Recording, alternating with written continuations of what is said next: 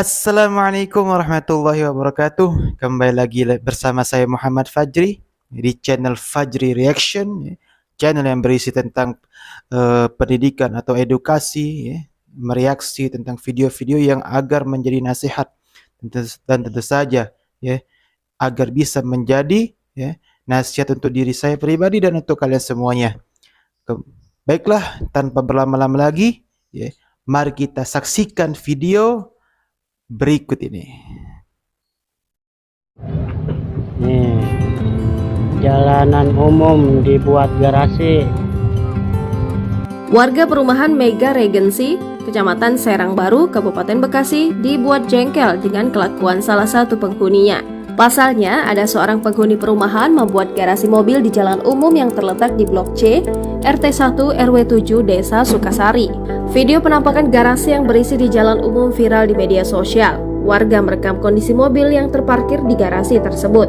Pemilik bahkan memagari sekeliling mobil dengan tiang dan rantai, layaknya garasi pribadi yang memakan separuh jalan umum. Selama libur sekolah, pemilik mobil terpaksa parkir di depan rumahnya dengan memasang patok layaknya garasi.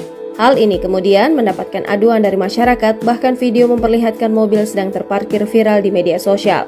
Karena libur sekolah itu sehingga mereka parkir di depan rumahnya lalu dikasih penutup. Ucap Oke, bagaimana teman-teman setelah melihat video tadi? Apa yang bisa kita petik? Apa yang kita bisa ambil hikmahnya? Ya. Di video tadi kita melihat bahwasannya ada seorang warga, ya, di sebuah komplek rumah. Ya. Beliau itu apa? Ya, memarkirkan mobilnya di jalan komplek.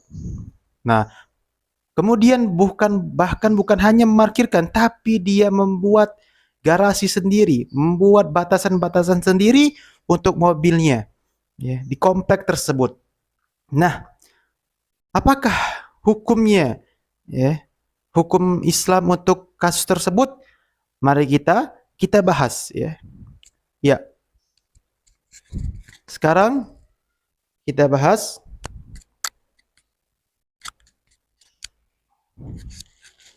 Kita bahas, ya. Nah, secara tidak langsung bahwasannya, ya, orang tersebut telah berbuat zolim. Ya, ya. Di sini kita akan mengartikan apa itu zolim. Ya. Ya. Dalam bahasa Arab, zolim itu, ya, disebut dengan al-zulmu, ya, zalim. Ya. Apa kata Al-Imam Al-Asfahani rahimahullah ta'ala? Bahwasanya zolim itu adalah wad'u syai' fi ghairi maudhi'ihi, yaitu menempatkan sesuatu bukan pada tempatnya, ya. Contohnya saja, misalnya kalau kita tidak menempatkan mobil kita di garasi, maka kita telah zolim. Kita itu, ya, sebagai laki-laki itu bekerja, tapi kita tidak bekerja, maka kita zolim, karena itu kewajiban kita sebagai laki-laki.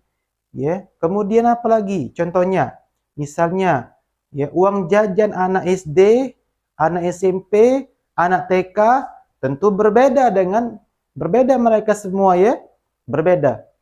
Nah, maka dari itu tidak mungkin disamakan 10.000 semua, tidak mungkin, karena porsi jajan anak SMA berbeda dengan anak SMP. Begitupun porsi anak SMP berbeda dengan anak SD. Jadi berbeda sekali. Jadi tidak bisa disamakan. Jadi menempatkan sesuatu pada tempatnya itu merupakan lawan dari zalim, yaitu adil. Nah, maka dari itu yang kita bahas adalah zalim, ya, tidak menempatkan sesuatu pada tempatnya. Nah, seperti itu. Nah, ketika kita melihat video tadi, ya, seorang ibu-ibu menempatkan mobilnya di garasi, bukan pada garasi, bahkan di jalan, maka kita bisa simpulkan bahwasannya, ya, ibu-ibu tadi telah berbuat zalim, ya. Maka dari itu, ya, ibu tadi telah berbuat dosa kepada orang satu komplek tersebut.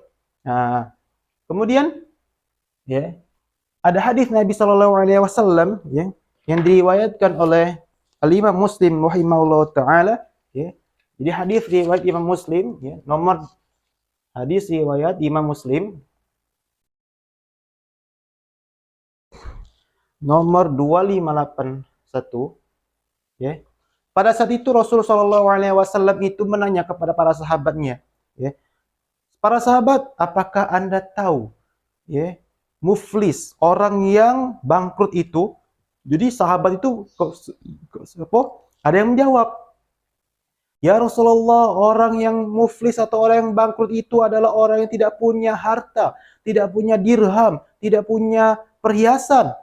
Tapi kata Rasulullah SAW, orang yang muflis atau orang yang bangkrut itu di hari kiamat, kata Rasulullah SAW apa? Yaitu orang yang membawa, ya, membawa pahala solat, membawa pahala zakat, membawa pahala puasa, banyak membawa pahala. Terus apa kata Rasulullah SAW? Ya, di samping dia ini berbuat pahala, namun di sisi lain orang tersebut, ya, orang tersebut mencela orang lain, kemudian membunuh orang lain, ya, sudah membunuh, kemudian apa? Memakan harta orang lain.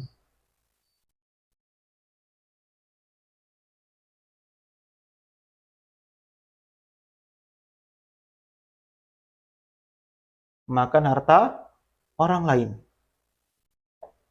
Nah, ini kemudian apa? Kata Nabi SAW, ya, orang yang terzolimi tadi, ya, itu nanti mendapatkan pahala puasa, zakat, sholat ini dari orang yang menzolimi. Ini orang yang menzolimi. Ini orang yang terzolim. Nah, jadi pahala-pahala yang orang yang menzolimi tadi ditransfer semuanya. Ditransfer terus sampai habis. Seandainya pahala orang yang menzolimi ini habis, maka orang yang terzolimi tadi yang punya dosa, ditransfer dosanya kepada orang yang menzolimi. Jadi akan mendapatkan dosanya, dan yang orang yang menzolimi tadi akan masuk ke dalam neraka. Nah, begitulah teman-teman, ya, perumpamaan orang-orang yang berbuat zolim, ya. Ya, dia banyak bawa pahala di akhirat, namun di sisi lain dia itu banyak berbuat dosa kepada sesama manusia, kepada orang lain. Maka dari itu, ya, apa yang kita harus lakukan ketika kita, ya, berbuat dosa, ya, atau berbuat kesalahan kepada orang lain, ya, maka yang harus kita lakukan adalah itu. Yang pertama, minta maaf, ya. Minta maaf kepada orang yang kita sakiti. Minta maaf. Dulu mungkin kita punya salah, ya, sama orang yang kita minta maaf, ya. Sekarang enak. Sekarang punya media sosial, Facebook, Instagram, ya, Twitter, kemudian apapun itu bisa minta maaf dengan orang lain, ya. Minta maaf, ya. Kemudian kalau seandainya kita tidak menemukan orang tersebut, hilang kontak, maka apa yang harus kita lakukan? Perbanyak amal ibadah. Perbanyak amal ibadah, ya. Sehingga amal ibadah ini akan menjadi penebus dosa kita. Penebus dosa, ya. Karena sejatinya kalau kita itu punya salah dengan orang, ya, kita tidak akan diampuni oleh Allah dosa kita sebelum kita itu meminta maaf kepada orang lain. Nah, kasus yang tadi, ibu tadi, ya, seorang ibu di Bekasi, kemudian dia itu memarkirkan kendaraan dia itu di komplek, harus meminta maaf kepada orang tersebut, kepada orang satu komplek, ya, sehingga dia termaafkan.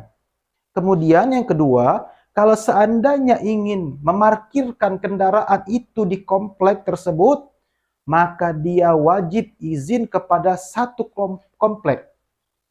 Harus meminta izin. Seandainya satu saja dia tidak ridho, ada orang yang tidak ridho, maka ya, dia berdosa ibu tersebut, ya, karena itu jalannya jalan komplek, bukan jalan khusus untuk dia saja, tapi jalan umum yang dilalui oleh orang lain. Mungkin itu saja yang saya sampaikan, semoga bermanfaat, ya. Kita lanjutkan, ya. Assalamualaikum warahmatullahi wabarakatuh. Sampai ketemu pada video berikutnya.